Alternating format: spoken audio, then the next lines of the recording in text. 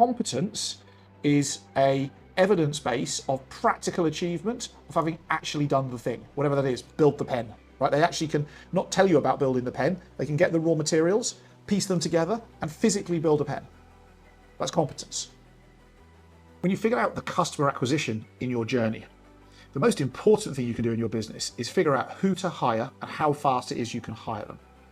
You see, a business really is the sum total of the people that get hired. It's their character, it's their culture.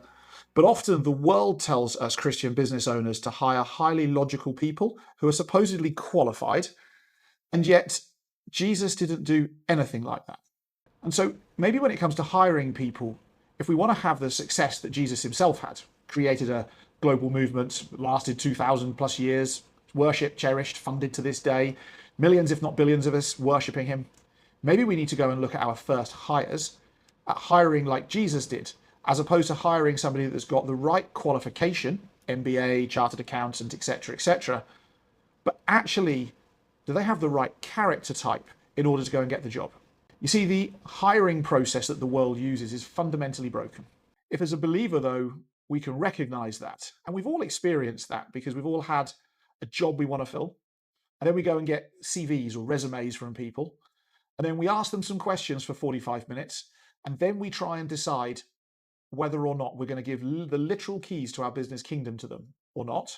And then we often get burnt by the people we hire. And then we often say there's not world-class employees out there, or there's not the people I want, or not the people I need, or you can't find people who are diligent or trustworthy or honest or got a good work ethic or any of those things today. And those are the narratives that you will have heard and I've heard. And that's because we're using a fundamentally broken system to find the most important part of our business, which is the humans that will represent us.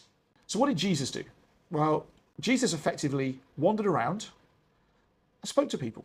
He wandered around and invited people to be a part of his world.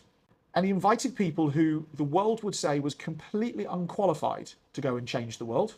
And yet they proved themselves to be exceptionally competent at changing the world.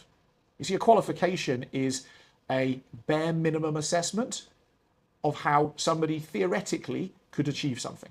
Competence is a evidence base of practical achievement of having actually done the thing, whatever that is. Build the pen, right? They actually can not tell you about building the pen. They can get the raw materials, piece them together, and physically build a pen. That's competence. Competence usually comes off the back of a culture fit, but most importantly off the back of character. And so as you're employing people, like, what is the characteristics of the people that you want in your business? Like, for me, it's all linked to the fruits of the Holy Spirit. That's what it's really linked to. And so as I'm hiring people, I'm worrying about their qualifications very, very, very last, if at all. And I'm worrying about who they are as a human being. So we have a few things that I run through.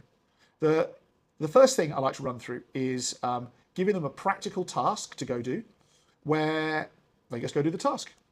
And within that task, they'll show me their character type and their competence, like can they actually edit the video? Like build the website, coach the client, teach the thing, can they actually do it, right?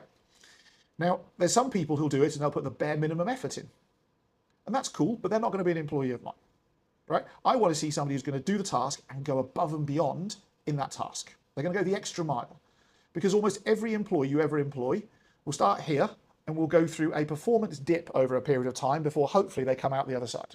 And so if they already start here and then they go through a performance dip here, they're like at rock bottom.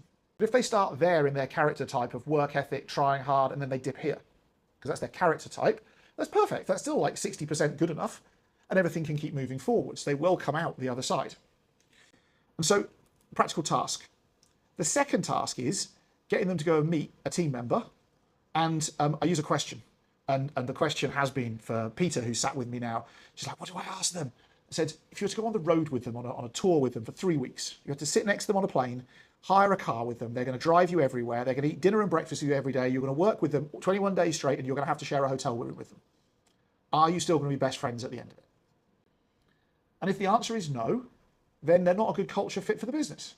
But if the answer is yes, then we're starting to find somebody who's competent, who's got a character in terms of their work ethic and their diligence behind work, and they're going to fit in with the humans we already have within the team, because conflict in a team just corrupts organizations. And then after that, only after that, myself as the business owner will choose to meet them. You see, I've created a funnel to recruit through. We can have 100 people do the task at the top, select 3 or 4 from the 100 or 5 from the 100 to meet a team member, and then the 1 or 2 who get through the team member test, I will give my time to.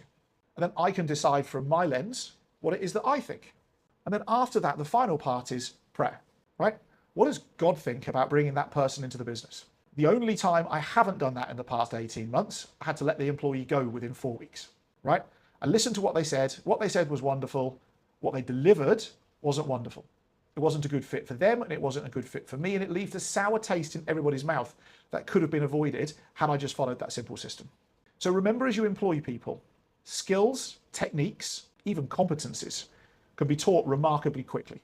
You can't change human characteristics fast enough to fit the culture of your business to actually keep somebody within the business and make them useful to you. Because human characteristics can take years or decades to change, but competencies can be learnt remarkably quickly, days, weeks, months. And so as you employ people, please employ lots of people, but please employ the people who you really want to go on a road trip with for 3 weeks, who will be by your side for 3 weeks. And at the end of the 3 weeks, you know you'll still be delighted to have spent the time with them, and they won't have turned into an irritation. And that's a great measure for who to employ in your business.